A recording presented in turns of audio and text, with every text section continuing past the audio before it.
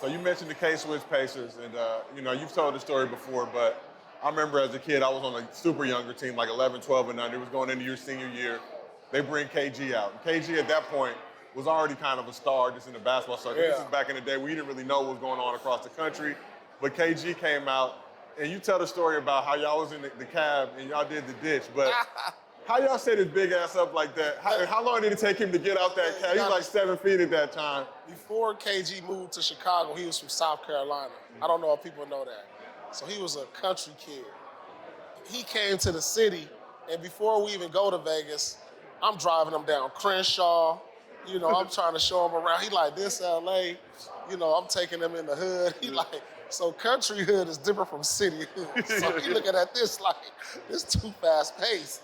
We get him, it's me, guys like Said Term. We all go to Vegas. We all on the squad.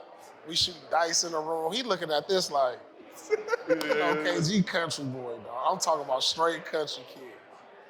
So we like, all right, we about to go to Circus. We all jump in. We don't even tell them we gonna run. Mm-hmm. But this is we've been doing this every year.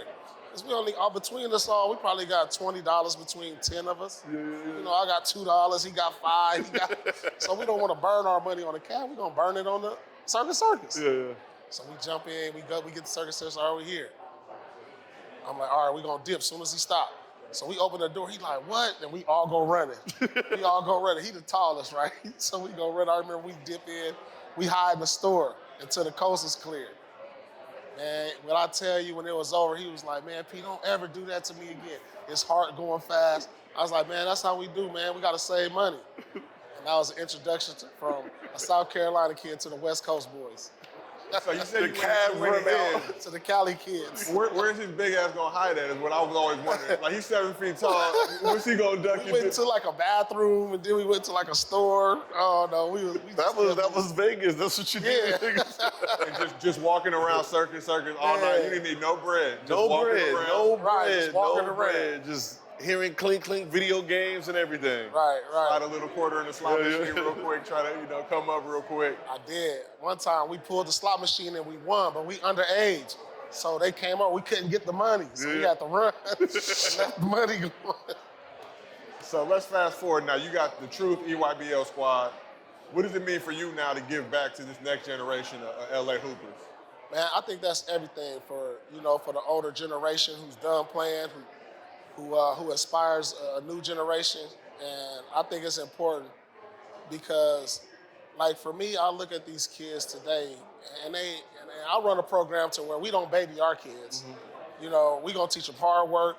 We're going to teach them competitive drive and a family environment. Because I could have had major kids that's in the league today, but they on a different path with the rest and the parents and the money behind AAU that I didn't ever go that route. I could have paid some guys to play with me.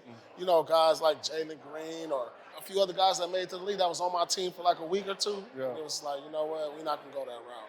So it's cool for me to give back and give it to the kids that really want it, that really want to be nurtured about the game of basketball, about what it's really all about. And it's a way to give back to my community. Yeah, so funny as because my kids are in AAU. It's like the bad habits that's in AAU are coming from parents that they have no idea. They kids never made it, they didn't make it. And it's like, how are you guys have all these answers and you have all these things that you're trying to put into this organization and you got all this and you have no study on it.